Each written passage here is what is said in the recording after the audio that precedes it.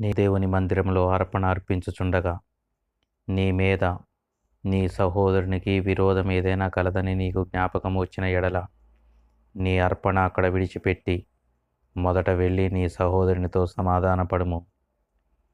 మన మీద ఎవరికైనా విరోధ భావం ఉంటే మనం ఎందుకు వారితో సమాధాన పడాలని బైబిల్ చెప్పుతుంది. మన మీద విరోధ భావం గలవారు మనం గుర్తుకొచ్చినప్పుడల్లా మన ప్రాణమును వారు శపిస్తూ ఉంటారు. జీవ మరణములు నాలుక వశం. నాలుక మరణకరమైన విషముతో నిండి ఉన్నది. భక్తిహీనులు తమ నోటి మాటల చేత తమ పొరుగు వారికి నాశనము తెస్తారు. తెలివిగలవాడు నీతిమంతుడు ఆ మరణము నుండి తప్పించుకుంటాడు.